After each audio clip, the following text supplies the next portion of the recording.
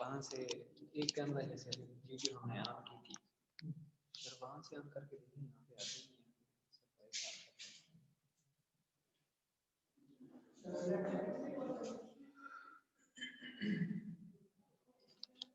है। थोड़ा वेट करें, ये ऑन करते हैं 1 मिनट।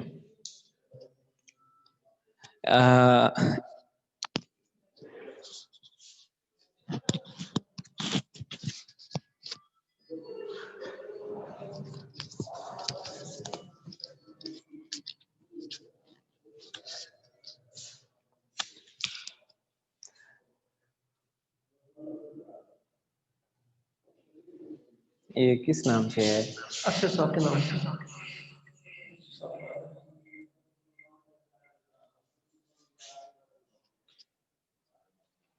वहां से वीडियो आना, वीडियो बस ठीक है।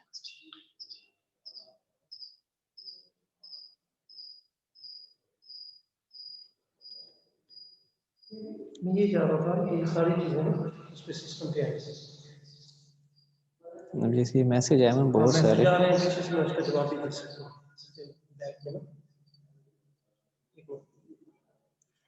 ठीक है सर, स्टार्ट करें। ठीक है।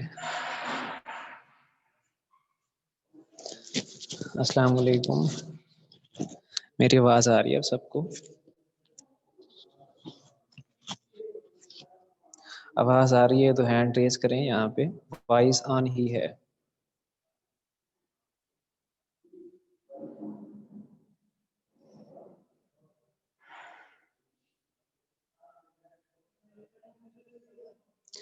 अगर आप लोगों को आवाज आ रही है तो वहां पे ऑप्शन होगा हैंड रेज का, तो हैंड रेज करें आप सारे लोग। अभी तक 3 हैंड रेज हुए हैं, मजीद जो लोग बैठे हैं जी 4, बाकी लोग सोए हुए हैं।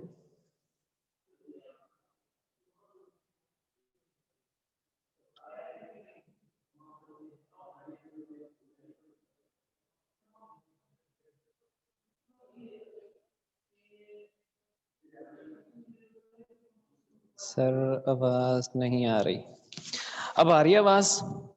आवाज तो आ रही है यहाँ पे। आप लोग फिर देखें, अलाउ अस फॉर क्वेश्चनिंग।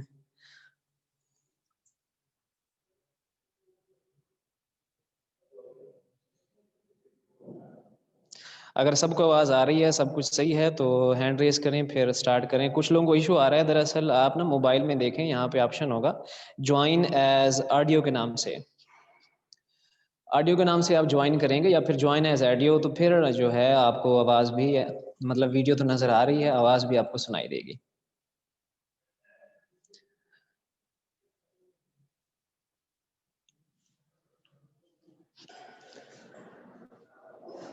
आपकी वॉइस आ रही है सर, हम सवाल नहीं पूछ सकते।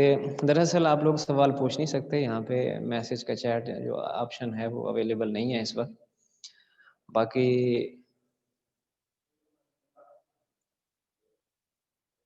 यस सर, आवाज आ रही है, ठीक है जी।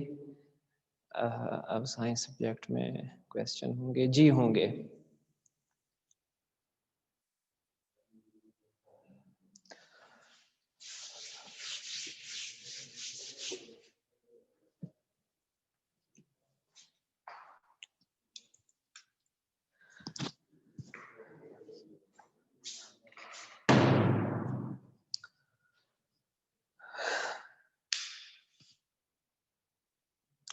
यार आप क्वेश्चन पूछ सकते हो, जैसे मुझे नजर आ रहे हैं आप, मैं पढ़ाऊंगा तो फिर जो चीज़ समझ नहीं आएगी तो आप वो पूछ सकते हैं।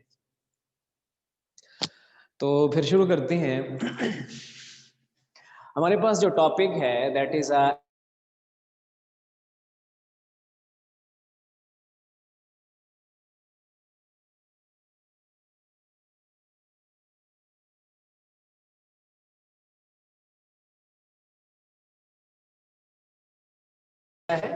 इसके अलावा कैसे है एंटीबायोटिक की जाती हैं और अगर इनका ज्यादा इस्तेमाल किया जाए तो उसका क्या नुकसान हो सकता है। What is the antibiotics? Anti का मतलब होता है किसी चीज के अगेंस्ट जाना, और इसके अलावा जो बायोटिक्स है, बायोटिक का मतलब क्या होगा, मतलब इसका है लिविंग ऑर्गेनिजम्स, या फिर हम जिसे किसी का नाम देते हैं, हम इसे नाम देते हैं माइक्रोब्स का। इसका मतलब तो यही हुआ कि ऐसे कीमियोथेरापेटिक्स या फिर हम कहते हैं ऐसे सब्सटेंस या फिर ऐसे मादे which are use against microbes, जो माइक्रोब्स को मारने के लिए इस्तेमाल होते हैं, उसे हम एंटीबायोटिक्स का नाम देते हैं। अब एंटीबायोटिक्स में माइक्रोब्स कौन कौन से हो सकते हैं? देखिए ऐसे हैं जो सबसे मेन माइक्रोब्स हैं, आप उन्हें किन किन का नाम देते हैं? बैक्टीरिया। बैक्टीरिया को मारने के लिए जो हम कीमोथेरापेटिक एजेंट्स यूज करते हैं, या फिर हम क्या इस्तेमाल करते हैं, कुछ केमिकल इस्तेमाल करते हैं। केमिकल किस लिहाज से? मतलब लिविंग ऑर्गेनिज्म में जिंदगी या फिर जिंदा चीजों को मारने के लिए जो आप केमिकल इस्तेमाल करेंगे, आप उसे एंटीबायोटिक्स का नाम देते हैं। अब ये एंटीबायोटिक्स किसके खिलाफ इस्तेमाल की जाती हैं? तो जो सबसे हमारा मेन ग्रुप है दैट इज अ बैक्टीरिया। अब ये जो आपके पास एंटीबायोटिक्स, हम इनको गेन कहाँ से करते हैं? हम कहते हैं हम इनको गेन करते हैं बैक्टीरिया से। इसके अलावा हम इनको गेन करते हैं एक्टिनोमाइसीट्स। इसके अलावा कुछ जो फंजाई हैं, हम उससे भी ये एंटीबायोटिक्स गेन करेंगे। इसके अलावा आज के दौर में कुछ ऐसी भी एंटीबायोटिक्स हैं that we are preparing in the lab. तो उनको हम कहाँ पे प्रोड्यूस कर रहे हैं? लैब्स या फिर लेबोरेटरी में प्रोड्यूस कर रहे हैं। एंटीबायोटिक इस्तेमाल क्यों की जाती हैं?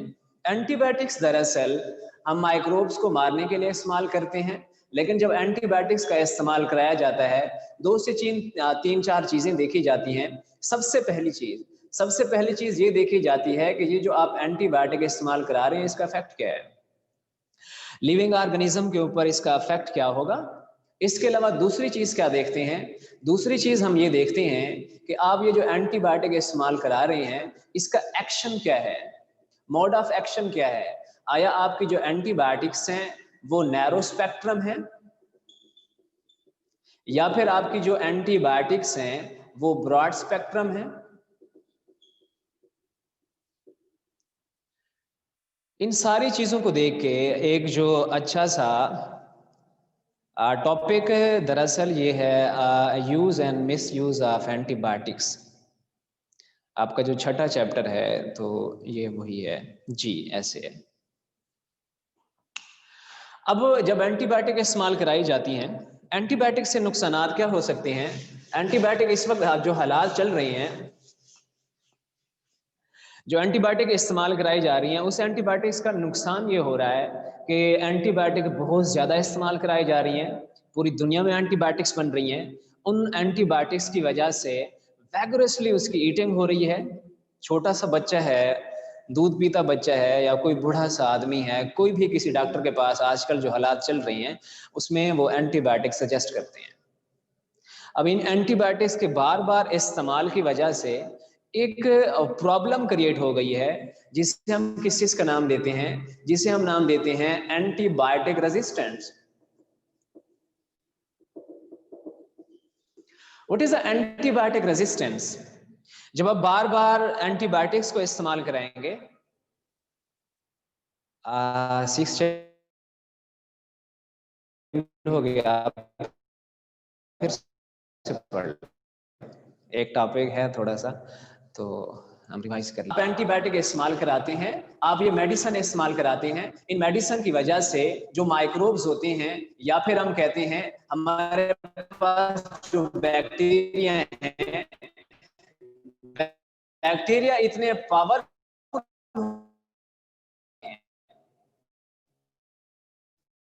या फिर बैक्टीरिया जाएंगे इस हद तक स्ट्रांग हो जाती है, इस्तेमाल कराते हैं तो वो बैक्टीरिया की डेथ नहीं। इसे हम कहते हैं एंटीबायोटिक रेजिस्टेंस। अब ये जो एंटीबायोटिक्स हैं, अगर अनवाइजली इस्तेमाल कराई जाए, अगर इसको समझ के इस्तेमाल ना किया जाए, इसकी वजह से बॉडी के अंदर जो मेटाबॉलिज्म है, व्हाट इज अ मेटाबॉलिज्म? अगर आपको याद हो दूसरे चैप्टर में दूसरे चैप्टर में हमने पढ़ा था मेटाबॉलिज्म के बारे में, जिसमें हम कहते हैं all the chemical reaction in the living organism is known as metabolism. तो मेटाबॉलिज्म इस एंटीबायोटिक से हद से ज्यादा मुतासिर होता है। जहां पे मेटाबॉलिज्म इससे ज्यादा मुतासिर होता है, वहीं पे अगर कंडीशन और भी बदतर हो जाए तो डेथ हो सकती है। जो लिविंग ऑर्गेनिजम्स हैं उनकी जो मतलब हम इंसान हैं या कोई भी है, उसकी डेथ हो सकती है। जैसे हमारे पास कुछ एग्जाम्पल हैं। एक हमारे पास एंटीबायोटिक है जिसे आप किस चीज का नाम देते हैं, आप उसको नाम देते हैं penicillin.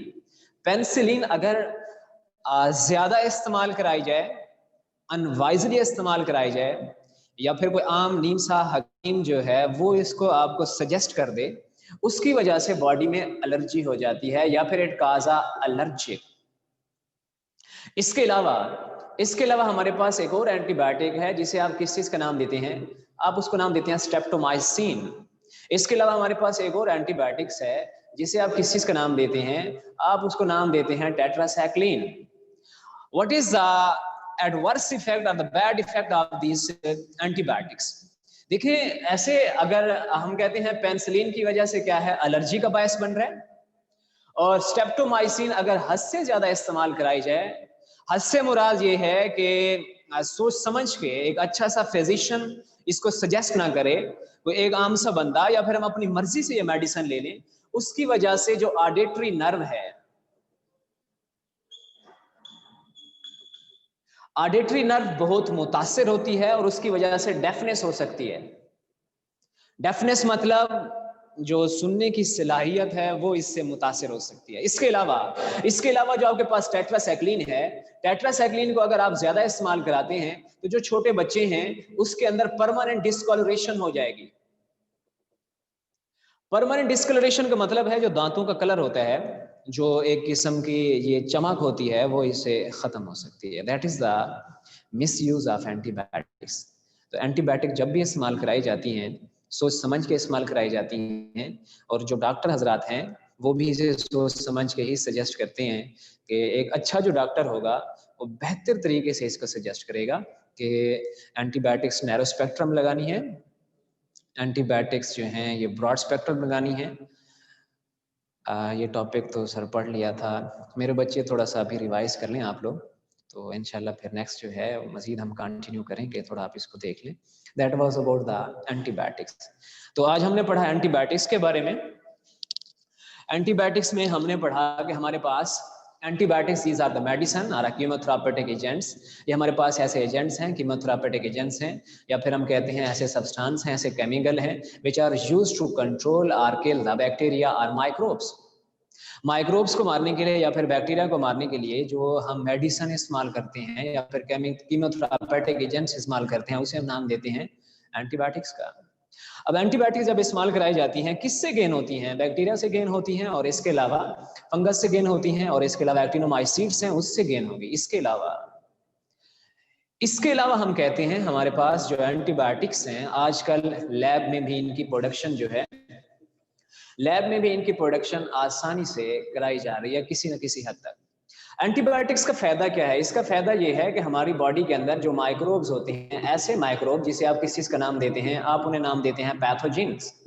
What are the pathogen? आप कहते हैं ऐसे ऑर्गेनिज्म जो बीमारियां फैलाते हैं, हम उसे पैथोजेन का नाम देते हैं। अब पैथोजेन बॉडी से बाहर भी हो सकते हैं, बॉडी के अंदर भी हो सकते हैं। तो यही माइक्रोब्स जो हैं, ये पैथोजेन हैं जो हमें नुकसान पहुंचाते हैं या फिर बीमारियों का जो है वो बायस बनता है। इन्हीं को मारने के लिए हम क्या इस्तेमाल करते हैं? ये एंटीबायोटिक इस्तेमाल कराते हैं। व्हाइट बोर्ड पर कुछ दिखाई दे नहीं रहा। मेरे बच्चे आप देखें जरा ध्यान से, तो आपको कुछ ना कुछ तो नजर आएगा ही सही। मेरे ख्याल में लाइट का थोड़ा सा इशू है। अब देखें, नजर आ रहा है? अगर व्हाइट बोर्ड पे नजर आ रहा है तो हैंड रेस करें जरा।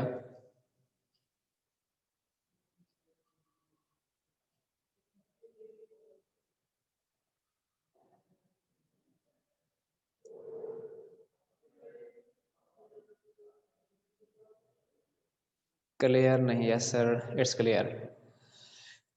जिसे क्लियर नहीं है तो वो थोड़ा सा कुछ नजर नहीं आ रहा, कुछ नजर आ रहा है, कुछ लोगों को नजर आ रहा है और कुछ लोगों को नजर नहीं आ रहा। तो बहरहाल जिन्हें नजर आ रहा है तो ठीक है, जिन्हें नजर नहीं आ रहा तो मेरे ख्याल में उनका मोबाइल का कोई इशू हो सकता है, या फिर वो किसी ऐसी जगह पे बैठे हैं जहाँ पे रोशनी कम से कम नजर आए, या फिर रोशनी कम हो वहाँ पे।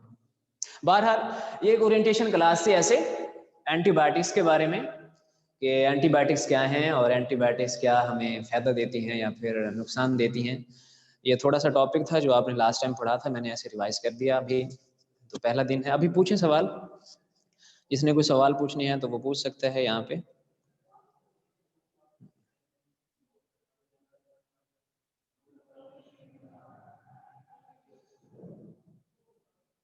जी कोई है सवाल तो पूछें।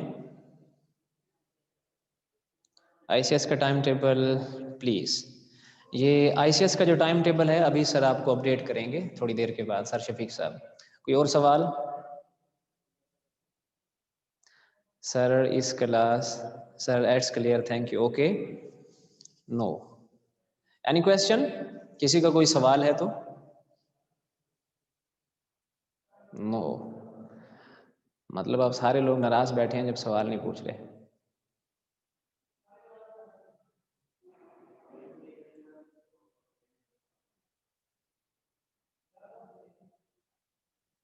चलें जी, कोई सवाल नहीं है तो नेक्स्ट हम करेंगे चैप्टर नंबर हमारे पास जो 7 है वो स्टार्ट करेंगे अभी। सर मैसेज पर सवाल नहीं लिख सकते, लिख सकते हैं आप, और ये मैसेज सिर्फ मुझे ही नज़र आ रहे हैं और किसी को नज़र नहीं आ रहे।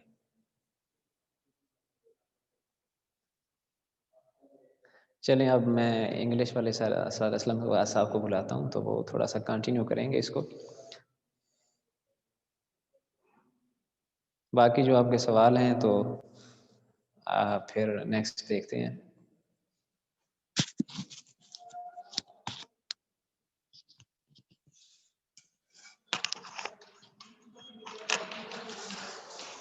अस्सलाम सर।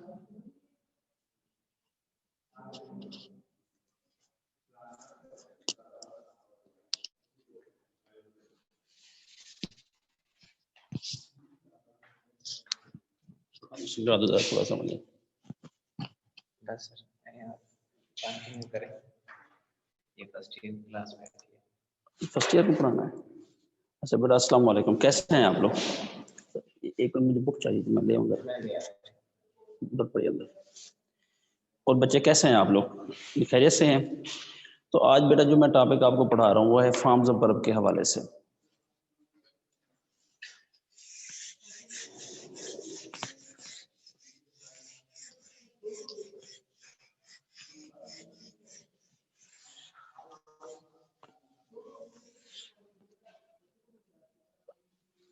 तो बेटा फॉर्म्स ऑफ वर्ब के हवाले से है,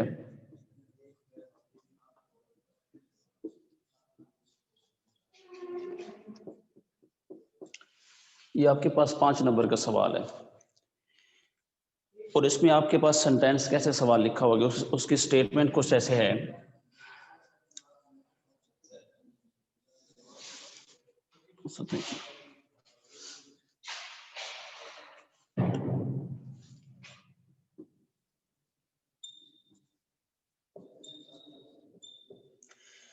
इसके लिए 4 ऑप्शन होंगे आपके पास।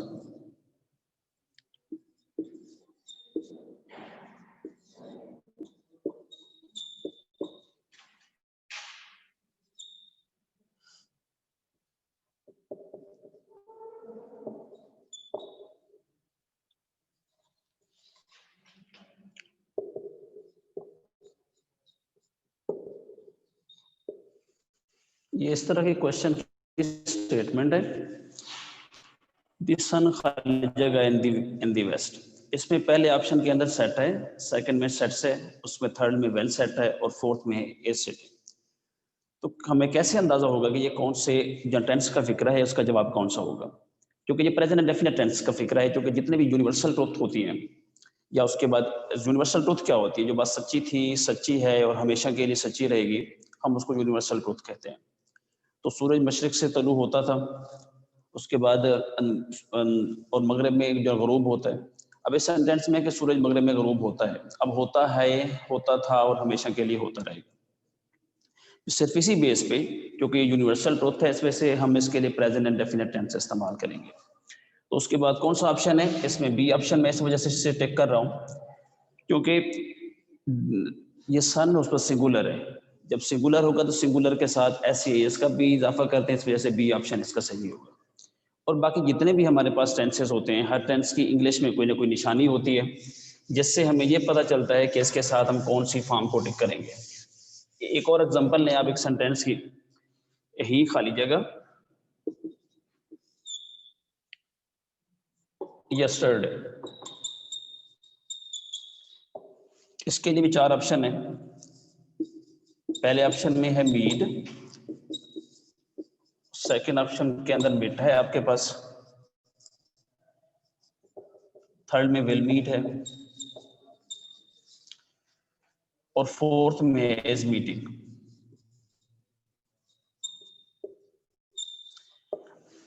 अब इस पे ये बात है कि ये कौन से टेंस का फिक्र है। अब इस टेंस में मुझे एक वर्ड जो इंडिकेट कर रहा है कि this is past indefinite tense, क्योंकि पास्ट इंडेफिनिट टेंस की 3-4 निशानियां होती हैं। एक तो फिक्रे में यस्टरडे लिखा हो तो पास्ट इंडेफिनिट टेंस होता है, एंड नंबर 2 एगो लिखा हुआ हो पास्ट इंडेफिनिट टेंस होता है, इन के बाद साल का नाम लिखा हुआ हो तो फिर पास्ट इंडेफिनिट टेंस होता है, ये ऐसे 1947 है। उसके बाद अगर लास्ट के साथ वक्त वाला लफ्ज लिखा हो, last day, last evening, last morning, last century etcetera, तो ये 3-4 वर्ड अगर सेंटेंस में लिखे हुए मिल जाएं तो ये पास्ट इंडेफिनिट टेंस की निशानी होती है। इसके लिए हम सेकंड फॉर्म टिक करते हैं प्रेजेंट पास्ट इंडेफिनिट टेंस के अंदर। तो इसका भी ऑप्शन आपके पास बी ही होगा। आपने वर्ड्स कौन से याद रखने हैं? अगर यस्टरडे आया हुआ है, एगो आया हुआ है, इनके बाद किसी ईयर का नेम लिखा हुआ है या लास्ट के बाद कोई वक्त वाला लफ्ज लिखा हुआ है, जो भी इसमें से आपको निशानी मिलेगी आपने फौरन गेस करना है कि this is past indefinite tense. Past indefinite tense है, उसके लिए जो पॉजिटिव सेंटेंस है उसके अंदर आप सेकंड फॉर्म को टिक करते हैं। अगर सेंटेंस इंटेरोगेटिव होगा तो डिड स्टार्ट में आ चुका होता है और उसके बाद आपने फर्स्ट फॉर्म को टिक करना होता है। अगर सेंटेंस में नेगेटिव होगा उसका कैसे हमें पता चलेगा? नेगेटिव का पता आपको ऑप्शन से, यहाँ पे डिड नॉट लिखा हुआ होता तो उसके बाद अंदाजा हो जाएगा कि ये पास्ट इंडेफिनिट में नेगेटिव पूछ रहा है, तो उसके मुताबिक आप फॉर्म को टिक करेंगे। उसके बाद एक और सेंटेंस राइट करते हैं,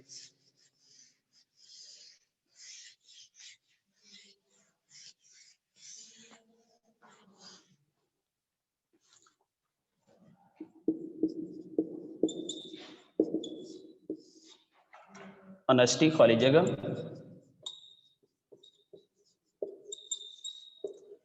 बेस्ट पॉलिसी।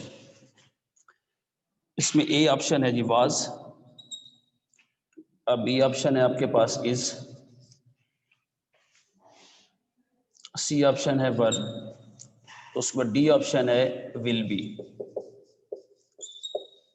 ये आपके 5 नंबर के जो सवाल है उसमें से एक सेंटेंस प्रोवर्ब में से जरूर आएगा, और जितने भी प्रोवर्ब होते हैं वो हमेशा पास्ट इंडेफिनिट टेंस के अंदर लिखे जाते हैं। फिर क्या बोला है कि जितने भी प्रोवर्ब होते हैं वो पास्ट इंडेफिनिट टेंस के अंदर भी नहीं होते, फ्यूचर में भी नहीं होते, सिर्फ एक टेंस होता है जिसके अंदर होते हैं, वो है प्रेजेंट इंडेफिनिट टेंस।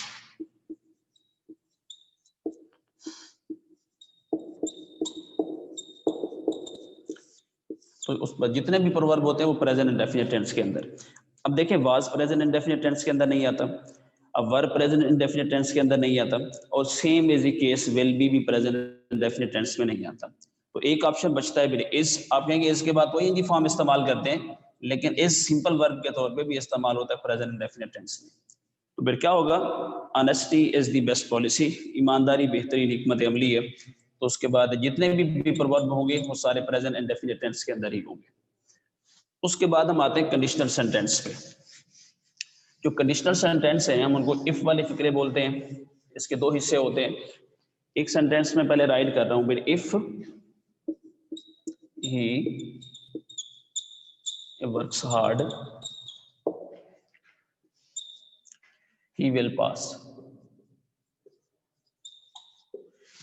ये कंडीशनल टाइप 1 है।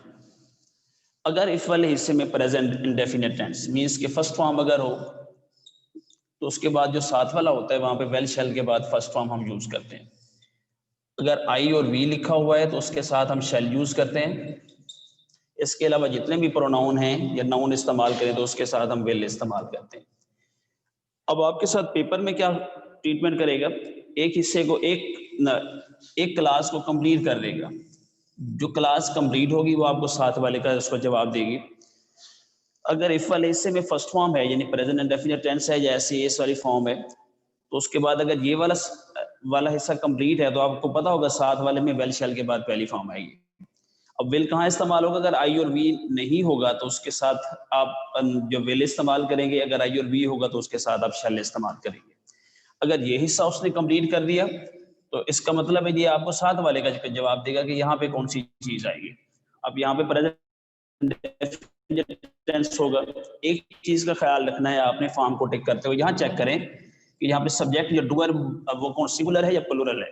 अगर ही शी इट या कोई और सिंगुलर होगा तो उसके साथ आप SCIS वाली फॉर्म को करोगे, अगर नहीं होगा तो फिर यू है या दे है या वी है तो उसके साथ आप ओनली फर्स्ट फॉर्म को ही टिक करोगे। ये तो हो गई कंडीशनल टाइप 1 आपके पास। उसके बाद conditional type 2, if he worked hard he would pass।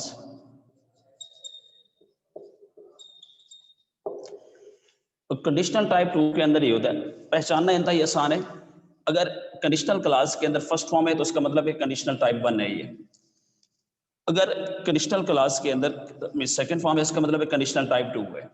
अगर इफ वाले हिस्से में अगर सेकंड फॉर्म हो तो साथ वाले हिस्से में वुड के बाद पहली फॉर्म होती है। अब पेपर में क्या होगा, एक हिस्सा कंप्लीट होगा, एक क्लास ने कंप्लीट होना है, उसी क्लास ने साथ वाले का जवाब देना है। अगर कंडीशनल क्लास कंप्लीट है उसमें सेकंड फॉर्म है तो आपको पता है साथ वाले में वुड के बाद फर्स्ट फॉर्म को हम टिक करेंगे। अगर ये वाली क्लास कंप्लीट है तो इसका मतलब है कि यहाँ वुड के बाद फर्स्ट फॉर्म है तो साथ वाले में ओनली हम सेकंड फॉर्म को टिक कर रहे होंगे। ये नहीं होगा कि यहाँ पे भी वो खाली जगह छोड़ दे और वहां पे भी खाली जगह छोड़ दे। इस कंडीशन में इस तरह से नहीं होगा, एक हिस्सा कंप्लीट होगा जिससे वो दूसरे का आपको जरूर जवाब बताएगा। उसके बाद conditional type with 3, if he had worked hard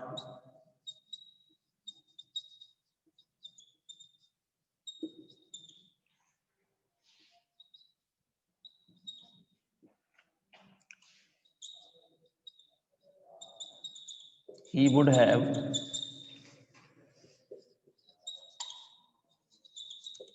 passed। अब क्या है, जैसे पहले बताया कि अगर फर्स्ट फॉर्म है कंडीशनल क्लास में तो कंडीशनल टाइप 1 है, अगर सेकंड फॉर्म है तो कंडीशनल टाइप 2 है, अगर हैड के बाद थर्ड फॉर्म है तो इसका मतलब है कि कंडीशनल टाइप उसको 3 है। अब पेपर में क्या होगा जी, एक हिस्सा मुकम्मल है। अगर कंडीशनल क्लास के अंदर हैड के बाद तीसरी फॉर्म है तो साथ वाले हिस्से में वुड हैव के बाद तीसरी फॉर्म होगी। अब एक हिस्सा कंप्लीट है जो कि आपको साथ वाले का जवाब देगा। अगर ये हिस्सा कंप्लीट है हैड के बाद तीसरी फॉर्म तो आपको पता होना चाहिए कि साथ वाले में वुड हैव के बाद तीसरी फॉर्म है। अगर उसने ये हिस्सा कंप्लीट कर दिया तो वो साथ वाले का उसमें जवाब दे देगा कि यहाँ पे उसमें कौन सा फॉर्म इस्तेमाल करेंगे, वो की हैड के बाद तीसरी फॉर्म। ये हिस्सा मुकम्मल है तो उसका जवाब देगा, अगर वो हिस्सा मुकम्मल है तो उसका जवाब देगा। और आपके 5 नंबर के जो ये क्वेश्चन है उसके अंदर 1 नंबर का कंडीशनल सेंटेंस जरूर होगा। सिंपली मैं रिपीट कर देता हूँ कि अगर इफ वाले हिस्से में फर्स्ट फॉर्म है तो साथ वाले में वेल शैल के बाद पहली फॉर्म इस्तेमाल करेंगे। अगर एक हिस्सा कंप्लीट है तो दूसरे का, दूसरा कंप्लीट है तो वो पहले का जवाब देगा। अगर इफ वाले हिस्से में सेकंड फॉर्म है तो साथ वाले में वुड के बाद फर्स्ट फॉर्म इस्तेमाल करेंगे। अगर इफ वाले हिस्से में हैड के बाद तीसरी फॉर्म है तो साथ वाले में वुड हैव के बाद तीसरी फॉर्म इस्तेमाल करेंगे। एक दो बातें और भी साथ फॉर्म वर्ब के हवाले से डिस्कस करते हैं।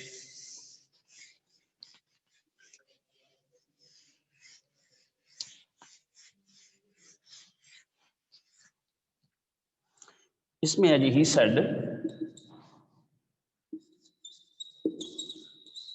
एज इफ ही खाली जगह मैड, उसने ऐसे कहा जैसे कि वो पागल हो।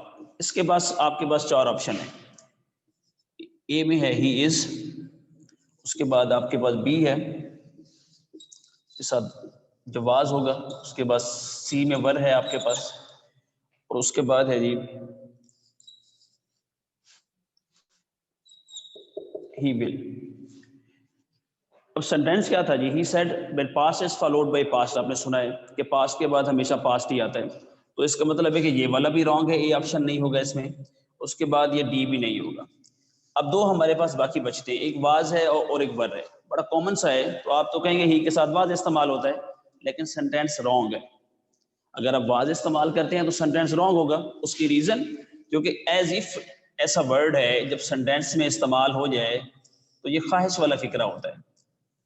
तो उसके बाद क्या है, ही आता है, शी आता है, दे आता है, चाहे सिंगुलर है या प्लूरल है, जो भी आप इस्तेमाल कर रहे होंगे सर सबका जवाब दो होंगे, या तो वर होगा या हैड बीन होगा। Had is followed by third form. तो इन दो में से एक ऑप्शन चेक करें। कोई भी सेंटेंस है आप उसको लिखा हुआ पढ़ें, जब आप उसके बाद लिखा हुआ देखेंगे उसमें देखें एज इफ वर्ड इस्तेमाल हुआ, एक वर्ड और भी होता है वो भी याद रखेंगे आप, वुड दैट, एज इफ और वुड दैट। अगर इन दो वर्ड्स में से कोई एक वर्ड सेंटेंस में इस्तेमाल होता है तो उसका फॉर्म्स ऑफ वर्ब में एक ही जवाब होगा, या तो वर या हैड भी।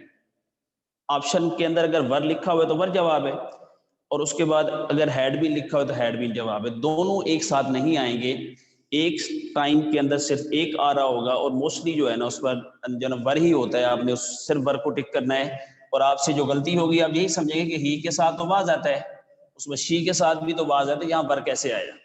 और वर आने की रीजन क्योंकि एज इफ फिक्रे के अंदर इस्तेमाल हुआ है या वुड दैट, अगर ये दो वर्ड इस्तेमाल हो जाएं तो उसके बाद वहां पे सबके साथ हम वर इस्तेमाल कर रहे होते हैं, वाज इस्तेमाल जो ना उसको नहीं कर रहे होते।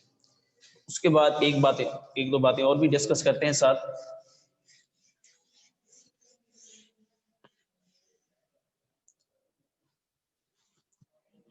ही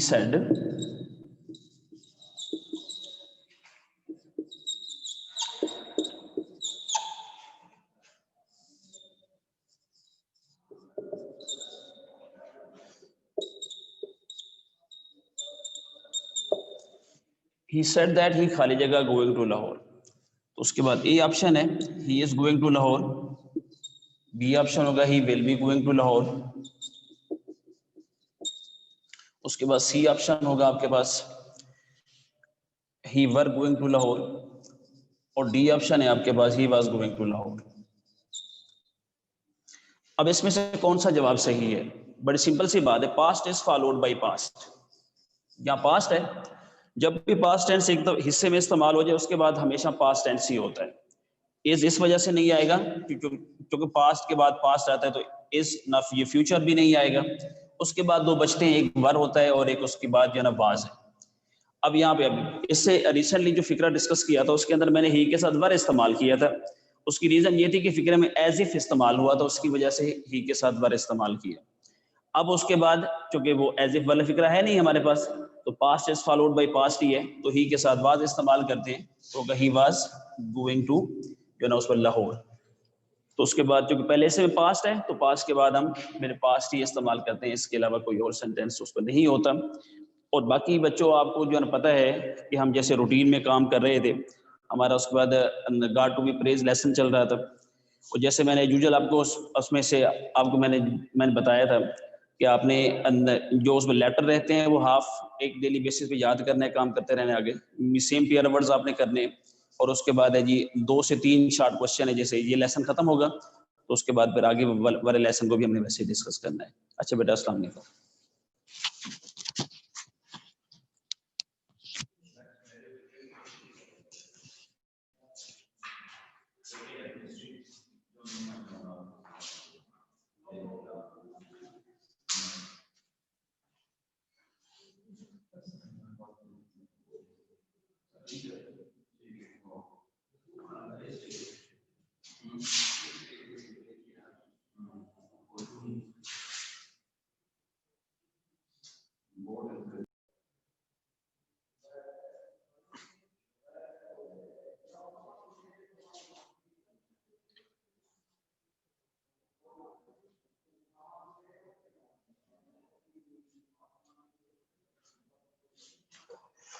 बस रहने दो।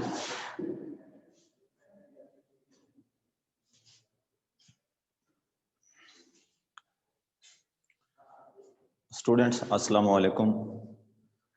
जो है ना केमिस्ट्री का आप लोगों का लेक्चर है, क्लास फर्स्ट ईयर।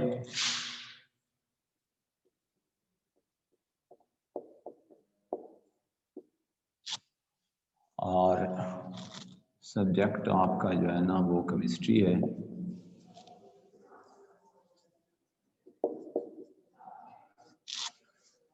चैप्टर जो है ना चल रहा है हमारे पास 5 और टॉपिक है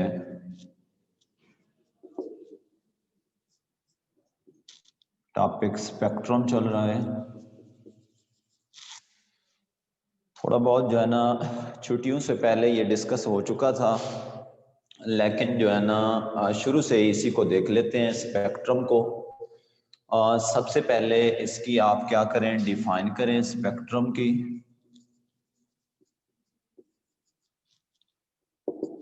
ए visual display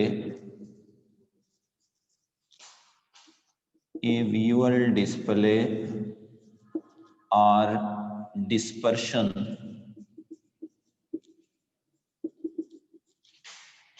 of components of white light when it passed through a prism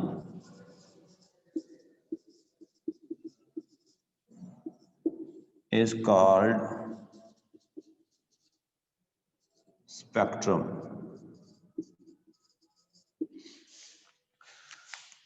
A visual display, visual का मतलब होता है जिसको देखा जा सके, जिसका नजारा किया जा सके, जिसको देखा जा सके।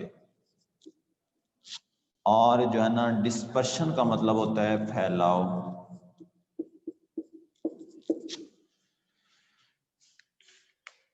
A visual display or dispersion of components of white light when it passed through a prism is called a spectrum. Actually हमारे पास जो स्पेक्ट्रम होता है ना, ये क्या है, bands of colours, bands of colours, रंगों की एक पट्टी। ठीक है। हाँ, अब जो है ना सबसे पहले आपने इसी की ये डेफिनेशन लिखनी है। ए विजुअल डिस्प्ले और dispersion of components of white light when it passed through a prism is called a spectrum. देखें हमारे पास ये व्हाइट लाइट जा रही है, ये है व्हाइट लाइट। आगे आपने इसके सामने क्या रख दिया है, ये प्रिज्म रख दिया है। ये है हमारे पास प्रिज्म। और जो है ना ये जो व्हाइट लाइट है, जो ही प्रिज्म में से पास होगी तो व्हाइट लाइट के अंदर जितने भी कंपोनेंट्स होंगे, जितनी भी वेवलेंथ्स होंगी, वो एक दूसरे से क्या हो जाएंगी, सेपरेट आउट हो जाएंगी, अलग हो जाएंगी। और हमें कलर्स का एक बैंड नजर आएगा, बैंड ऑफ कलर्स। और इसी को हम क्या बोलते हैं, स्पेक्ट्रम बोलते हैं। ठीक है। देखें व्हाइट लाइट है, इसको आपने प्रिज्म में से पास करना है। जो ही आप इसको प्रिज्म में से पास करेंगे तो व्हाइट लाइट के जितने भी कंपोनेंट्स हैं वो अपनी अपनी वेवलेंथ के मुताबिक क्या हो जाएंगे, अलग हो जाएंगे। और आपको आगे जो है ना कलर्स का एक बैंड नजर आएगा, उसी बैंड को हम क्या कहते हैं, स्पेक्ट्रम बोलते हैं। अब आपको पता होना चाहिए जो व्हाइट लाइट होती है ना, इसके अंदर जो हमारे पास क्या होते हैं, लाइट्स होती हैं, वो बहुत सारी होती हैं। कोई एक वेवलेंथ नहीं है, बल्कि बहुत सारी वेवलेंथ का ये हमारे पास क्या होता है, सम होता है। जो ही इस प्रिज्म में से पास होती है ये लाइट, तो आगे जो है ना इसके कंपोनेंट्स क्या हो जाते हैं, अलग हो जाते हैं और मुख्तलिफ कलर्स शो करते हैं। वो जो आपको मुख्तलिफ कलर्स नजर आ रहे हैं उसी को हम क्या बोलते हैं, स्पेक्ट्रम बोलते हैं। अब क्वेश्चन यहाँ पर ये अराइज होता है कि प्रिज्म के अंदर एक ऐसी क्या चीज होती है, तो याद रखना है प्रिज्म के अंदर हमारे पास जो है ना जो एटम्स होते हैं वो इस तरह अरेंज हुए खड़े होते हैं कि वो एज ए स्लिट क्या कर रहे होते हैं, काम कर रहे होते हैं, एज ए ग्रेटिंग या स्लिट काम करते हैं, जो वेवलेंथ्स को एक दूसरे से क्या कर देते हैं, सेपरेट आउट कर देते हैं और मुख्तलिफ कलर्स हमें नजर आते हैं। अच्छा जी, उसके बाद जो है ना हमारे पास स्पेक्ट्रम की टाइप्स आ जाती हैं। कहता है there are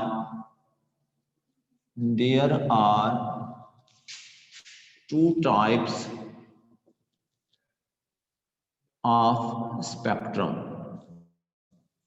there are two types of spectrum.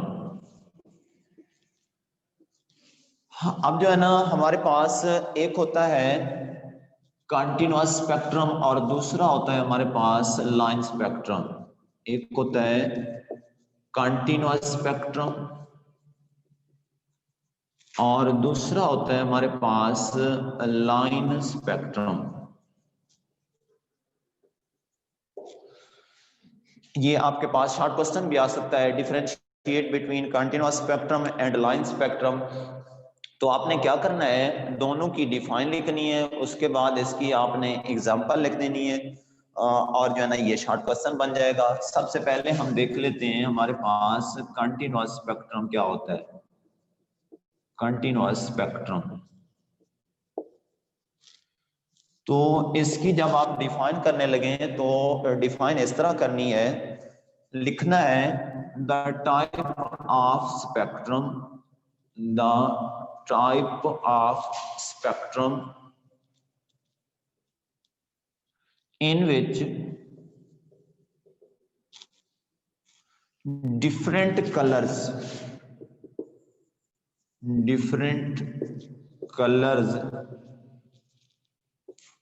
of light are merged or diffused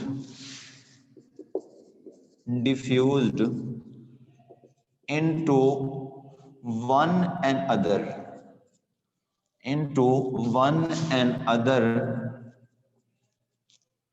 without any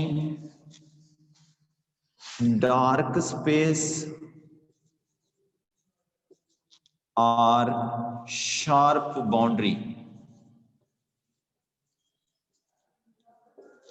is called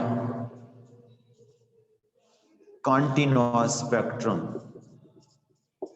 continuous spectrum,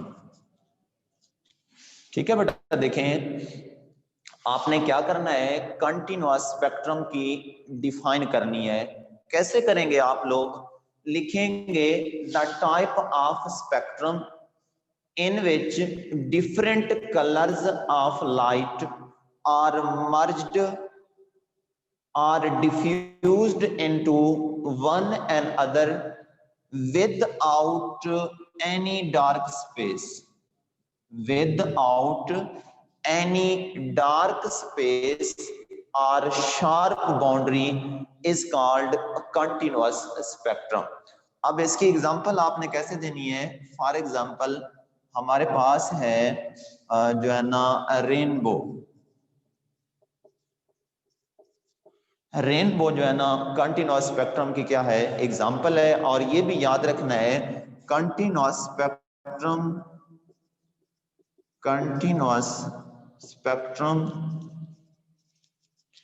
is shown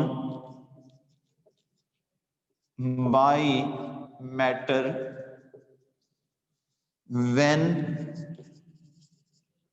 it is present in bulk concentration।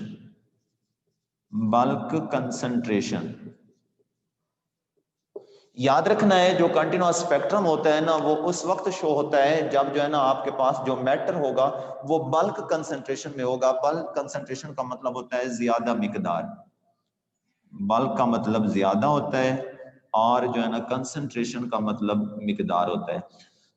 कोई अकेला एटम जो है वो आपको कंटिन्यूअस स्पेक्ट्रम शो नहीं करेगा, बल्कि जो है ना जब आपके पास मैटर बल्क कंसंट्रेशन में होगा, ज्यादा मिकदार में होगा, तो तब आपको जो स्पेक्ट्रम मिलेगा वो कौन सा मिल जाएगा? कंटिन्यूअस स्पेक्ट्रम मिल जाएगा।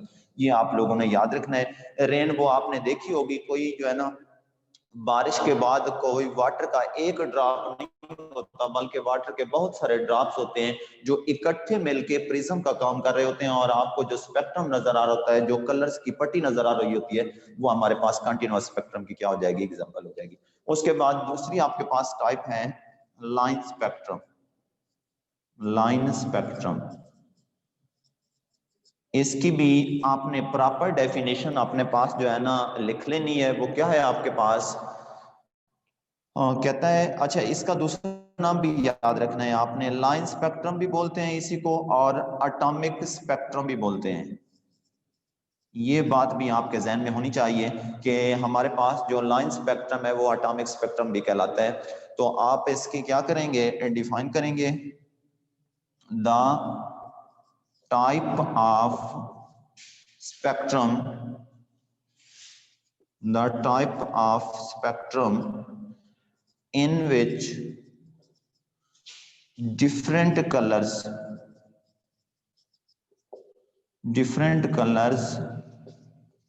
of white light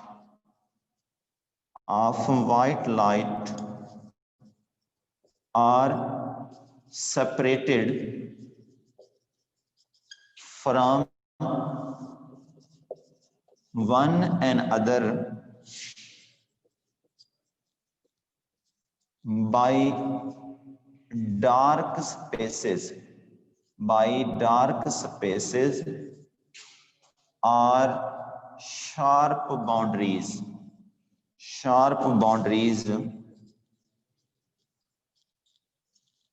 is called line spectrum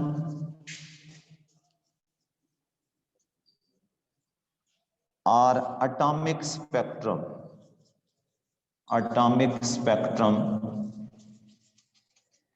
ठीक है बेटा, देखें याद रखना है, इसमें जो हमारे पास लाइट के कलर्स होते हैं ना, उनके दरमियान शार्प बाउंड्रीज पाई जाती हैं, डार्क स्पेसेस पाई जाती हैं। जो कलर्स होते हैं वो एक दूसरे से क्या होते हैं? अलग होते हैं। हमें वाज़े नजर आ रहा होता है कि फलान जो कलर है उसकी बाउंड्री यहाँ तक है, उसके बाद जो है ना कोई डार्क स्पेस आएगी, फिर अगला कलर स्टार्ट होगा, फिर कोई आगे जो है ना डार्क स्पेस आएगी, फिर जो है ना आपके पास अगला कलर क्या होगा? स्टार्ट होगा। इसकी एग्जांपल आप लिख सकते हैं, for example spectrum of sodium and hydrogen. ठीक है, याद रखना है, ये जो है ना अकेला एटम होगा या उस एटम का कोई कंपाउंड बना हुआ होगा, तो उसका जो है ना हमें जो स्पेक्ट्रम मिलेगा वो लाइन स्पेक्ट्रम मिलेगा। अब इसकी भी इसी तरह याद रखना है, ये इट इज द कैरेक्टरिस्टिक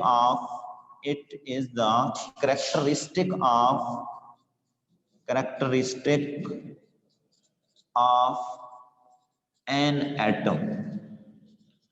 ये जो है ना कोई अकेला एटम भी ये स्पेक्ट्रम ही शो करेगा। याद रखना है ये वाली बात। देखें, कंटिन्यूअस स्पेक्ट्रम में आपने कहा था कि जब मैटर बल्क कंसंट्रेशन में होगा तो तब कंटिन्यूअस स्पेक्ट्रम देगा, और लाइन स्पेक्ट्रम में आपने याद रखना है कि जब जो एटम होगा वो अकेला होगा तो वो क्या करेगा? लाइन स्पेक्ट्रम देगा। और एक छोटा सा आपको लाइन स्पेक्ट्रम जो है ना मैं दिखा भी देता हूँ। देखिए, ये हमारे पास स्पेक्ट्रम है, यहाँ पर जो है ना कलर्स मौजूद हैं। ये सपोज हमारे पास ब्लू कलर है, ये ग्रीन कलर है, ये हमारे पास रेड कलर है, ये इंडिगो कलर है, ये हमारे पास वायलेट कलर है, तो ये हमारे पास येलो कलर है। याद रखना है, यहाँ पर जो है ना देखें, ये एक कलर है, उसके बाद एक डार्क स्पेस आ गई है, फिर जो है ना दूसरा कलर है, उसके बाद डार्क स्पेस आ गई है। तो इस तरह का जो स्पेक्ट्रम होगा जिसमें कलर्स के दरमियान शार्प बाउंड्रीज होगी, शार्प लाइंस होंगी, तो उसको हम क्या कहते हैं? लाइन स्पेक्ट्रम बोलते हैं। ठीक है बेटा, वस्सलाम। हो जाए।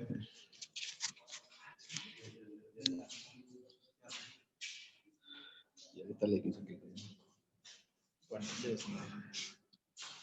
ना वाला नहीं होता यार तले का तले को ला दे पॉइंट रेज दा माना which is beats.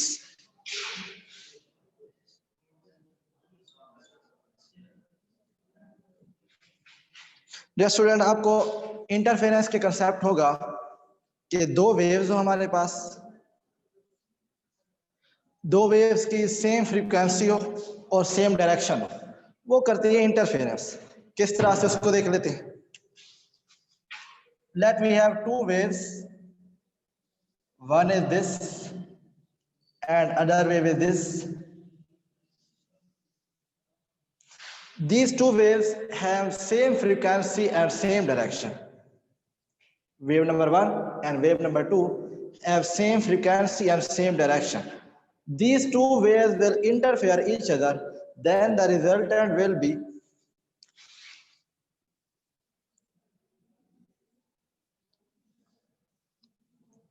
this is the resultant of these two waves. Dear students, you can see that in the third wave, the amplitude of the two waves is combined in the result of interference. जो हमारे पास तीसरी wave बनी है, इसका जो amplitude है वो इन दोनों वेव्स से ज्यादा है।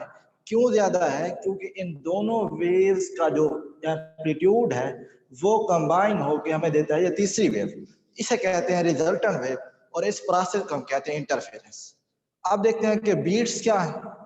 बीट्स के अंदर जो है दो वेव्स हमारे पास होंगी, उनकी सेम डायरेक्शन होगी लेकिन डिफरेंट फ्रीक्वेंसी होगी, तो वो आपस में बीट्स बनाएंगे। मिसाल के तौर पर हम दो ट्यूनिंग फॉर्क लेते हैं, दो ट्यूनिंग फॉर्क जो है सेम साइज के हैं और सेम तरह की फ्रीक्वेंसी वो जनरेट करते हैं। दोनों को हम रिंग करते हैं एक ही वक्त में। अब दूर खड़ा हुआ जो बंदा है वो नहीं बता सकेगा कि ट्यूनिंग फॉर्क 1 की वॉइस है या ट्यूनिंग फॉर्क 2 की वॉइस है। इसके लिए फिर क्या करते हैं, एक ट्यूनिंग फॉर्क के ऊपर आप थोड़ी प्लास्टिक लगा दें या फिर वैक्स लगा दें। फिर जब दोनों ट्यूनिंग फॉर्क को हम रिंग करेंगे फिर हम ये फर्क बता सकते हैं कि जो ट्यूनिंग फॉर्क ओरिजिनली है उसकी वेव की फ्रीक्वेंसी और आई थी और जिसके ऊपर हमने प्लास्टिक लगाई थी या जिसके ऊपर हमने वैक्स लगाया था उसकी फ्रीक्वेंसी हमारे पास और आई थी। यानी अब जो दोनों वेव जनरेट करेंगे उन दोनों वेव्स में से एक की फ्रीक्वेंसी ज्यादा होगी, एक की फ्रीक्वेंसी कम होगी। तो जहां दोनों फ्रीक्वेंसी का डिफरेंस क्रिएट हो रहा हो उसे हम कहते हैं कि यहाँ पे बीट्स बन रही है। यानी बीट्स तब बनेगी जब हमारे पास दो वेव्स हों, सेम डायरेक्शन में जा रही हो लेकिन दोनों वेव्स की जो फ्रीक्वेंसी है वो डिफरेंट हो। यानी two waves having same frequency but different direction, these will create the phenomena of beats. Okay अब बीट्स जो हमारे पास बन रही हैं, कितनी रेंज तक बीट्स हों जिनको हम हेयर कर सकते हैं, जिनको हम नोटिस कर सकते हैं, जिनको हम ऑब्जर्व कर सकते हैं। अगर दोनों वेव्स के दरमियान फर्क जो है तकरीबन हमारे पास 10 हर्ट्ज का हो तो ये वाले बीट्स जो है ये नोटिसेबल है। फर्ज किया कि एक वेव है, उसकी फ्रीक्वेंसी हमारे पास है f1 जो कि है 100 हर्ट्ज और दूसरी वेव है उसकी फ्रीक्वेंसी हमारे पास है 90 हर्ट्ज। इसमें से हमने बीट्स कैलकुलेट करनी है, तो बीट्स कैलकुलेट करने के लिए हमें क्या करना पड़ेगा, f1 minus f2 which will be equal to 100 minus 90 is equal to 10 hertz. So the beats between these two waves will be 10 hertz. यानी जो हमने इन दोनों वेव से बीट्स क्रिएट की हैं वो हमारे पास 10 हर्ट्ज की हैं और मैक्सिमम जो हमारे पास रेंज आ रही होती है वेव्स की वो भी 10 हर्ट्ज की होती है। इसके बाद जो रेंज आएगी वो हम नोटिस नहीं कर पाएंगे। यानी दोनों वेव्स हमारे पास हों वो आपके पास होगी 10 हर्ट्ज की, तो f1 वो हायर फ्रीक्वेंसी की वेव होगी हमारे पास और f2 जो हमारे पास है वो होगी लोअर फ्रीक्वेंसी की वेव। इन दोनों का जब डिफरेंस निकालेंगे तो हमारे पास जो वेव्स बनती हैं जिन्हें हम नाम देते हैं बीट्स का, उन बीट्स की जो वैल्यू आती है वो होती है 10 हर्ट्ज। यानी जो इंटरफेरेंस का फिनोमिना है हमारे पास, दो वेव्स का मिलना, बीट्स भी उसी से क्रिएट हुआ है। लेकिन शर्त क्या है, इनमें फर्क क्या है, जो इंटरफेरेंस है इनके अंदर दो वेव्स की सेम डायरेक्शन होती है और सेम फ्रीक्वेंसी होती है। बट बीट्स के अंदर हमारे पास दो वेव्स की डायरेक्शन तो सेम होती है लेकिन जो फ्रीक्वेंसी है वो हमारे पास डिफरेंट होती है। ये फर्क है दोनों के अंदर। दो वेव्स का प्रोसेस, दो वेव्स का रिकम्बिनेशन, वो हमारे पास वेव्स को जनरेट करता है, जिन वेव्स को हम नाम देते हैं बीट्स का। This was all about beats. Next topic is stationary waves.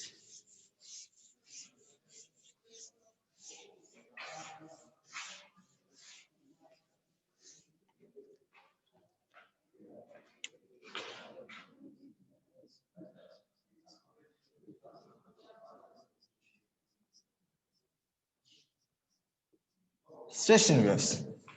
Dear student, we have studied about beats. Next is the stationary waves. There is a little difference between beats and stationary waves.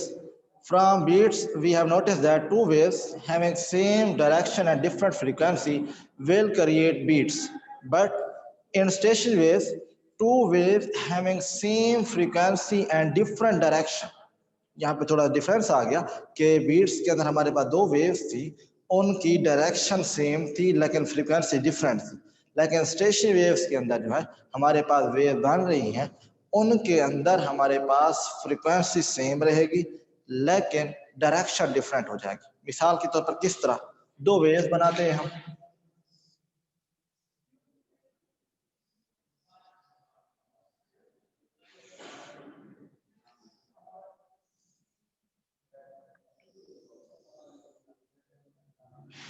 देखें dear students, इन दोनों wave में फर्क क्या है? Wave number 1 इस तरफ travel कर रही है, ये डायरेक्शन है वेव नंबर 1 की, और वेव नंबर 2 जो है आपके पास इस तरह ट्रेवल कर रही है। यानी एक वेव का जहां क्रस्ट है, दूसरी वेव का वहां ट्रफ है, एक वेव का जहां ट्रफ है, दूसरी वेव का वहां क्रस्ट है। One wave is moving toward the right and other wave is moving toward the left. These two waves will interfere and they produce the stationary waves. ये दो waves हों, उनकी सेम डायरेक्शन, डिफरेंट डायरेक्शन हो और same frequency हो, वो आपके पास बनाते हैं स्टेशनरी वेव्स को। यानी वन वेव राइट की तरफ जा रही होगी, अदर वेव लेफ्ट की तरफ जा रही होगी। जब ये दोनों इंटरफेयर करेंगी तो हमारे पास कुछ इस तरह से पॉइंट्स बनेंगे, वो पॉइंट्स हम देख लेते हैं।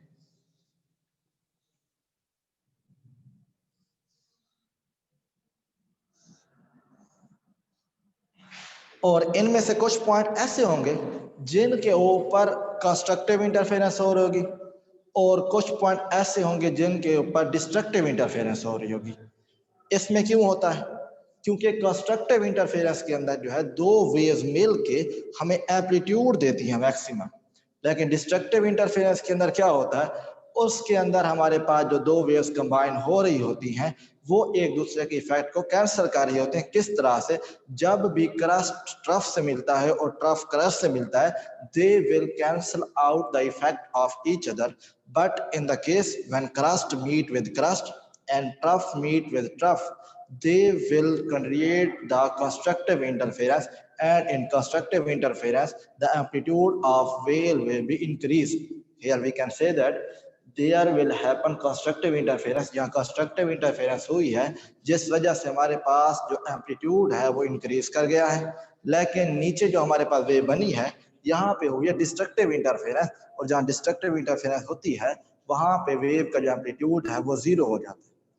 अब कुछ पॉइंट ऐसे हैं जो मैक्सिमम एम्पलीट्यूड दे रहे हैं और कुछ पॉइंट ऐसे हैं जो जीरो एम्पलीट्यूड दे रहे हैं, इनको क्या नाम देते हैं वो देखते हैं। अब इस वेव के अंदर देखें, यहाँ पे डिस्प्लेसमेंट जीरो है, यहाँ भी डिस्प्लेसमेंट जीरो है और यहाँ भी डिस्प्लेसमेंट जीरो है, और यहाँ पे देखें तो डिस्प्लेसमेंट मैक्सिमम है और यहाँ पे भी देखें तो डिस्प्लेसमेंट मैक्सिमम है। अब देखते हैं कि जो पॉइंट हमें जीरो डिस्प्लेसमेंट दे रही है उन्हें क्या नाम देते हैं, और जो पॉइंट हमें मैक्सिमम डिस्प्लेसमेंट दे रहे हैं उन्हें हम क्या नाम देते हैं। जो पॉइंट हमें डिस्प्लेसमेंट जीरो दे रही हैं उन्हें कहते हैं नोड्स, यानी these are nodes, N stand for node.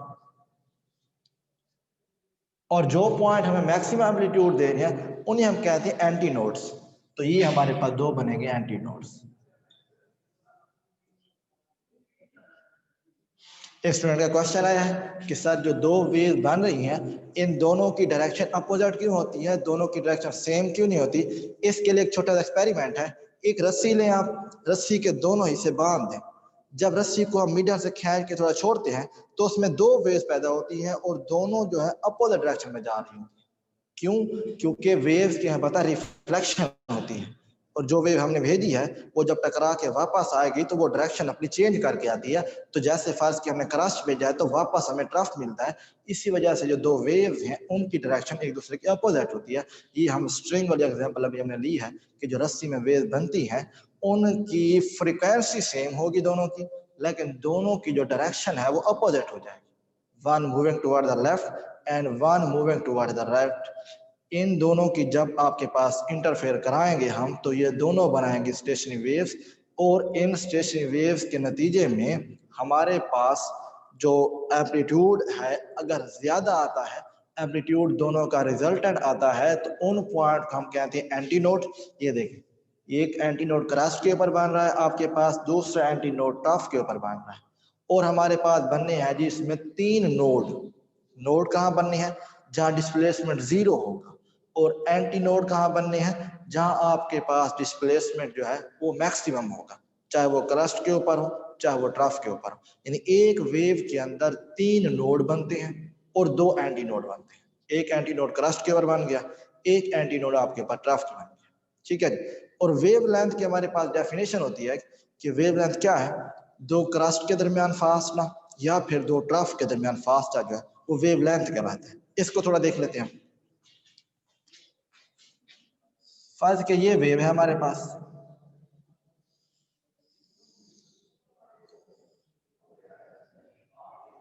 इस वे में देखें स्टूडेंट, ये भी क्रस्ट है आपके पास, ये भी क्रस्ट है।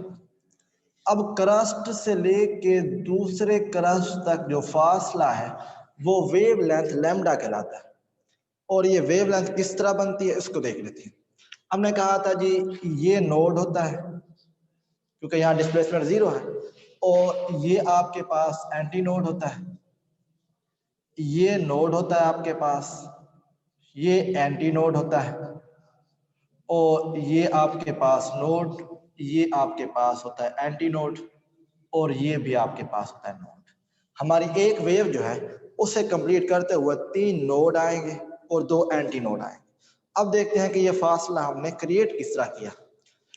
एक एंटी नोड से लेके नोड तक का जो फासला है वो होता है लैम्डा बाई 4, यानी पहले नोड से लेके पहले एंटी नोड तक जो फासला है वो आपके पास है लैम्डा बाई 4। इसी तरह इस एंटी नोड से लेके इस नोड तक जो फासला है वो भी आपके पास होगा लैम्डा बाई 4।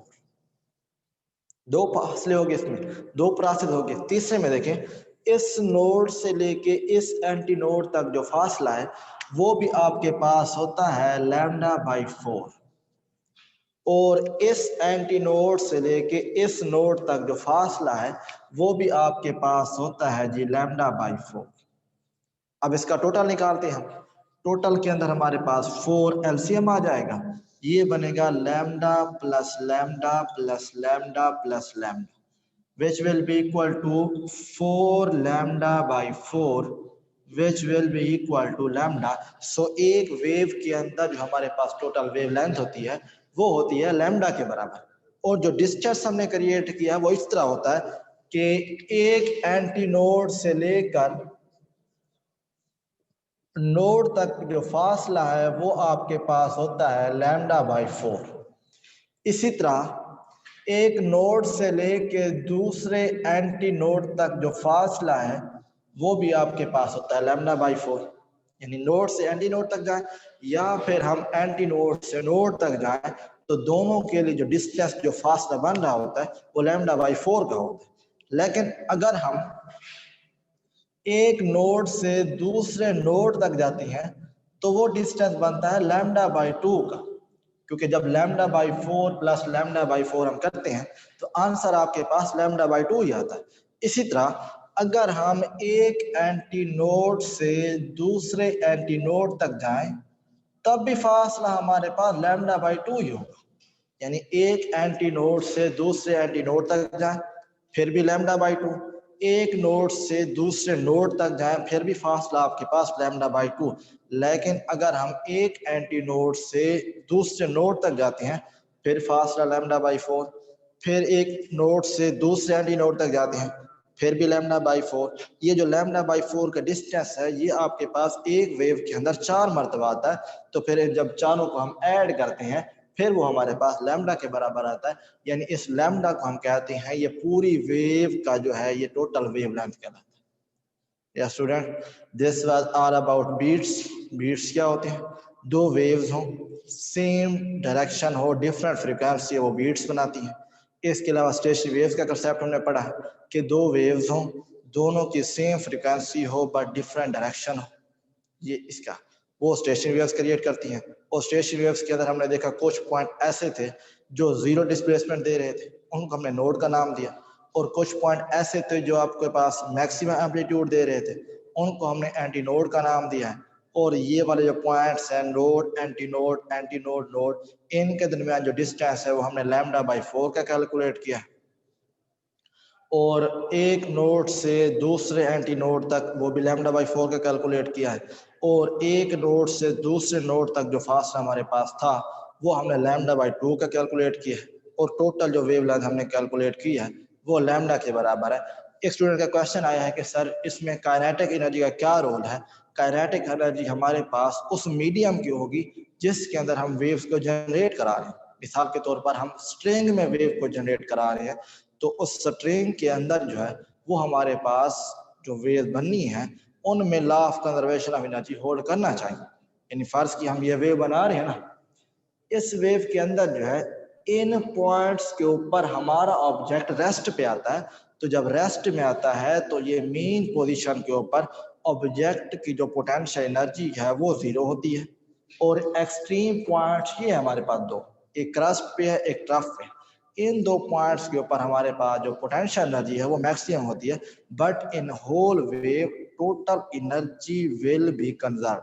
यानी चाहे हम क्रस्ट पे हों, चाहे हम ट्रफ पे हों, चाहे हम मेन पोजीशन के ऊपर हों, चाहे हम एक्सट्रीम पोजीशन के ऊपर हों, तो इस वेव के अंदर जो टोटल एनर्जी है वो हमारे पास कंजर्व रहनी है, यानी कांस्टेंट रहनी है।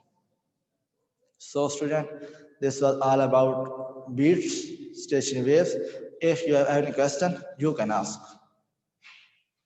From these two topics, beats and stationary waves.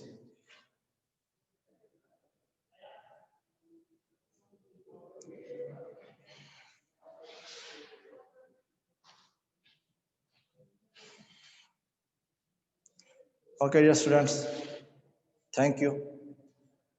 Meet you in next lecture, which will be tomorrow or Wednesday. Thank you, students.